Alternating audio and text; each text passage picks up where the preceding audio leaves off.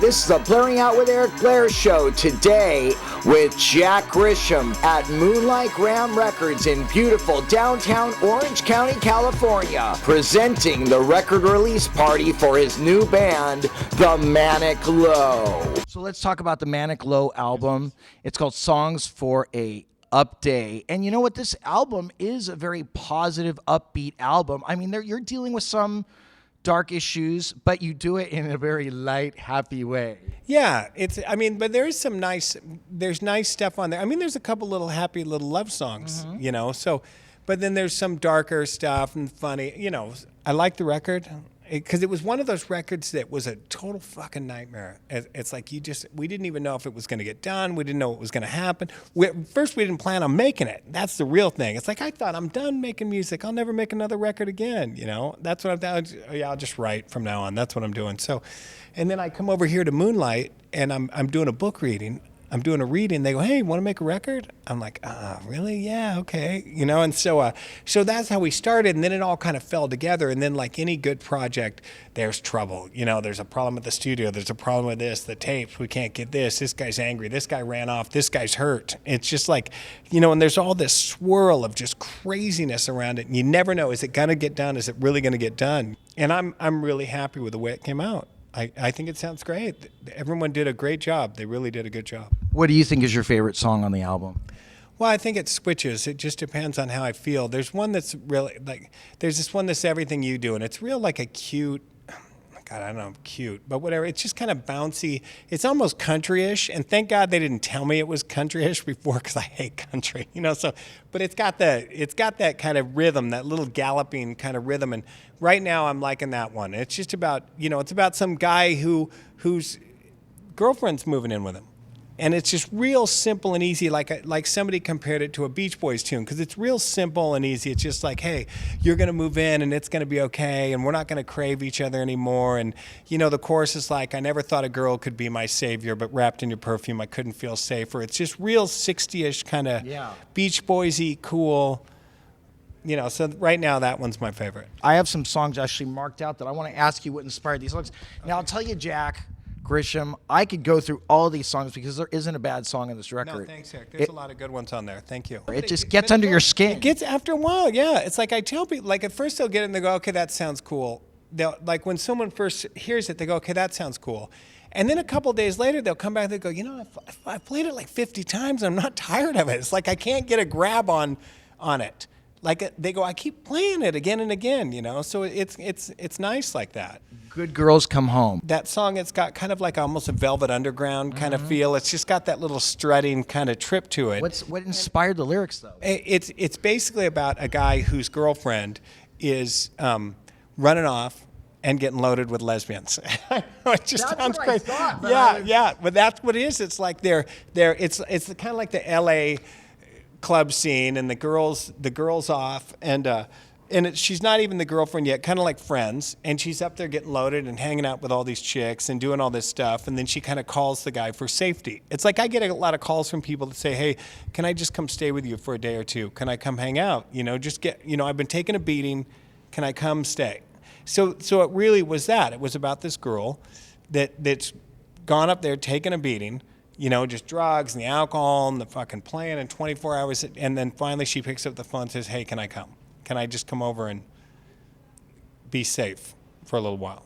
And you have a little diatribe you do at the end of the song. Yeah. It's just a little, it's almost like some little rappy, it's like this rappy thing. And it was weird because when I first told these guys, I go, yeah, I'm going to do this little rappy thing. They're going, oh, God, what do you mean you're going to rap? I go, no, it's not like a rap. Like, it's just spitfire and lyrics. It's just, and somebody said it reminds them more like Ian Dury. It's more like that kind of trip. Daylight Comes. Right. It's just about a kid. It's basically about waking up, like a spiritual awakening, really. 17, 18, I feel 19, 20, I feel like waking up. It's just, it's like it's a little bit where we start to be uncomfortable. We're coming out of teenage. We're starting to be uncomfortable. We're just getting ready to really make in our society a transition towards like manhood, but we're not really men, and we're just kind of figuring out what we're doing. So basically, this life, and I know it's not enough. It's like they're starting to be uncomfortable. Like, hey, is this what I'm going to do? I'm going to get out of school. I'm going to get a job, and I'm going to do this job until I die. It's like, that doesn't seem right.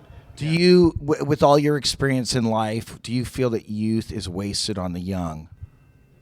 No, I don't. Well, I can see where that statement comes through because you don't really appreciate it, because you don't really have the experience to understand what's going on, and so yeah, that makes a lot of sense. Normally I'm a total contrarian. I disagree with everything, but I'm going to roll on that one because that.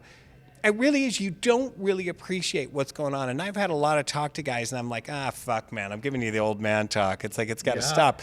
But to really, appreciate the first band you're in, appreciate the people around you, appreciate what's going on, to really, stop and just enjoy it. I remember Sean Greaves that played on this record. He and I had this talk one time and he's older than me. Right, but he was on stage. We're in Philadelphia, and we were touring we were in Pennsylvania. We're actually Three Rivers, and we're touring with the Offspring. And Sean was complaining about the sound on stage. So I said, "Wait a minute, man. Let's take a break." So I go, "Come on, just walk with me." So I took a walk with Sean. I said, "Hey, Sean, look, man, we're on tour. We're getting catering. We're screwing off. You know what I mean? No one's working. We're fooling around." I go, 3 weeks from now, you're going to be back at home painting an apartment. You know what I mean? Doing working for some company. I go, so look, why don't you just come back and let's enjoy ourselves? And so then he came back, and then after we got home, so we're at home, and 3 weeks later he calls me and goes, "You're right, I'm at work. This is fine." I appreciate the fact, that we were on tour. The one pivotal moment in your life that you would change, if you could go back and change it, what do you think it would be? Well, I wouldn't change you can't change any of it because it made me what I am now. Mm-hmm. So who's to say what, there's really, I do hypnotherapy a little bit. Mm-hmm. And it's real interesting. They talk about memories, and there are some people that actually will go in and remove a memory. That you can actually go in and you can remove a memory.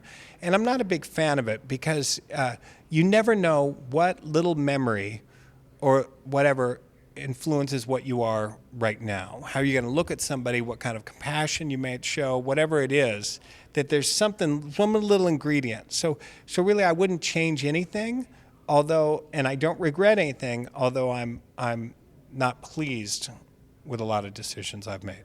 Some days are gray. Yeah, it's almost, and I'll tell you, the Some Days a Great Thing. I don't know if you know who Anthony Newley is. The English singer Anthony Newley is the guy that Bowie and all those guys used to rip off. They'd rip off Anthony Newley or whatever. But so the Some Days are Gray. It's almost like it's like a show tune. It's almost like it kind of reminded me of like a piece in a musical, So it's just about, hey, everyone has a shit day. It's okay, but it's kind of like a musical piece. Like something you'd see some fucked film, All of a sudden the guy breaks out, and it's okay. We're having a bad day. It's that kind of thing. The next song that I love is Amazing Star. Who is the Amazing Star, Jack? Well, it's just a girl, and it's a little blasphemous. I mean, that's the point. Mm-hmm. It's like, it's kind of like a joke. It's a little blasphemy. It's about a girl, a guy just worshiping some girl. And he's going, hey, don't tell me there's no God. Look at you. How could there be, how could there not be a God when you're here? And that's what it was. It was just, it was about a girl. And it just kind of, don't tell me there's no God. I know you don't believe in this. I know you don't believe in that, but come on. How can you not when you look at you? How autobiographical are the songs on the Manic Low album, Songs for an Up Day? Well, I mean, there's some of it. A lot of it is. I mean, a lot of it is, or not so much. And even if you take a song, a lot of it's like maybe a little touch of something happens. Maybe not the whole incident. Like there's this one song called "Broke Up" on there, and it's about a little girl, and it's her first breakup. You know what I mean? And the dad's like, shit, man. It's like, I've been through 1,000. It's like, this is not a big deal. And the kid's going, no, don't you care, man? This is like the end, Dad. It's like, Bast, I tore his shirt. It's like, so upset. And so yeah, I look at my daughters, and I see them, they go through a breakup or there's something, and I watch, So did they come to me? Did they say, hey, Dad, don't you care? No. But I see it in their faces. So it's of course we take through our own experience for every song. For every song, there's something out of my own experience on there, and then you just kind of build the story around a little incident. So Did you go into this thinking these songs are going to be upbeat? These songs are going to have a happy mood to them? the goal with this record is it one guy with an acoustic guitar could strum the song and play it, and it would sound good. See that, and I get into this with my kids sometimes. Like I like all sorts of music, you know. But I tell my kid, I say, look, that's not really a song. It's a song, but play it for me. I can't play it for you. I don't have the drum machine. I don't have the thing. I don't have the, you know. I will sing it for me. Well, I can't sing. It's only this part and then this part and this part. It's like, yeah, okay. So if we're looking tribal, it's not a song. So the whole thing about the Manic Low thing, I wanted to make it so one guy, even on a little shitty, even a ukulele, anything, could just, yesterday I saw your picture, you know what I mean? It's just that kind of back. So did we plan on making it happy? Not really. We planned on making it happy, but we wanted to make it so anybody could sit around the campfire and sing it, you know, or wherever you're sitting, grab a guitar and just sing it. How does the Moonlight Graham Records experience differ from other label experiences you've dealt with in your past? Well, I think these guys are real, I don't know, and this is not a bad word. They're like fans, you know what I mean? Like and I know everybody starts out to be, when they make a record label, they don't do it because they're not fans. So the Moonlight Graham thing, you know, at the clothing store, they got this going on. Then like, okay, let's do a record. We're kind of fans. We dig this kind of thing. So it's more of a relaxed trip than working for like a straight record company. You know what I mean? Because they're doing clothes, they got the shop, they got all this. So it's not like everything's wrapped right on a record. Do you know what I mean? Yeah. Because sometimes when people are when the whole business is getting this record done, that's stress, man. Because then it's like, oh, if we don't make this, if we don't sell this, if we don't do this, you know. So having the record thing is like kind of a part of it, takes a lot of that stress off. And then it keeps it in the fun, fan, let's make cool records, you know, thing. So I really enjoyed working with these guys. It's been very nice. Your dream tour partners. You don't have a wish list. No, I don't have a wish list. I wouldn't even know. I like early shows. I like just us playing at an early show somewhere, you know, dinner theater or just whatever. I mean, I wish we could just tour by ourselves with no other band, you know, on the little small shows. That's what I like. I mean, I like other bands. I like them, and we're going out with Sublime. We're going to do some shows with those guys. Sublime with Rome. We're doing, man, thanks. great.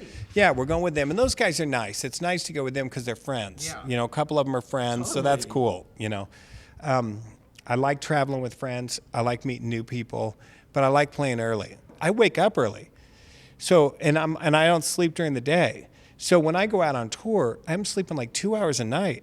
It's like, after a while, it's just like, are you kidding me, man? You know, it gets a little rough. Tell me about Paul Roessler and his input in this album. Paul was great. Getting a chance to work with everybody. Rob MiLucky, that played on the record with me, who was here. Rob lives down the street. So it started Rob and I just fooling around. And we had done some fooling around before, playing together and just kind of screwing around. Neighborhood guys, you know. What a lot of people don't realize, kids from away or whatever, they don't realize that a lot of these records are all neighborhood and friends people because they don't think about it, you know? It's like, well, why'd you play with Rob? Well, because he lives on 11th and I live on 12th. You know, it's that kind of trip. So playing with Rob, loved that. And then Sean Greaves, who I used to play with in the Joykiller, he ended up moving back to Huntington. Well, God, now we got Sean. And then Sean and I had both worked with Paul Roessler before. So he said, oh, let's get Roessler involved. That'll be fun. So basically it's just friends. You call up this guy and this guy and this guy, and then everyone knows each other, and it's just a really fun trip, and we don't stress on each other, and everybody does their job. It's not like you're playing with guys that sometimes you get in bands, like if you're just starting a band or whatever, and some of the band, there's weak links in the band, or they got bad attitudes. With us, it's friends, so everybody trusts each other. It's like, you know, that man's going to do his job. You don't even got to trip on it. It's like, oh yeah, Paul's got the keys. Just drop the tape off to him. He'll finish it. We'll get it back later. Jack, we have to talk about the album cover. Well, what inspired it? Well, this young lady, I like her. Was kind of supposed to be a pill in her hand. It was supposed to be and that's how it started. It was supposed to be a big pill, and then it didn't look right, you know. So we just went with a sticker, and the lipstick smeared on her face, like, you know, she's just a little, you know, she's a little out there. So it's kind of a 60-ish, almost kind of fun, little Austin Powers. Hey, it's all right. It's all right to, to take psychedelic drugs and fool around with unprotected sex. Whatever. It's kind of funny. That's how it got like that. Okay, the name, the Manic Low. Right. It just I was dicking around. Like, people have accused me of being manic sometimes. You know what I'm saying? Like, they go, you're manic, you're out of control. I don't want to be by you because, you're on an upswing now. You're on an upswing now, but half an hour from now, you're going to be crying, laying in the bushes somewhere. It's like, I got to get away from you, My ex-wife used to always say that. She'd go, I'm going. And like, I'd see her, she'd be leaving. I go, where you going? Let's go. Where you going? She'd go, no, you're getting ready to crash. So she'd leave, and then she'd come back, and I'd be laying on the ground crying and shit. So the Manic Low, it's like, okay, so we're low, we're depressed. But these are happy songs for an up day. That's what it is. It's songs for an up day. Why should people buy the Manic Low album? Well, because they get stuck in your head. And then it's happy, and you can sing happy songs, and it's fun. Yeah, it's fun. Why not? It's fun. Yeah, Jack Grisham, Blairing Out with Eric Blair. Thank you for being on the show, Jack. You're awesome. All right, Blairing Out with Eric Blair with Jack Grisham of the Manic Low, signing off. The Blairing Out Show.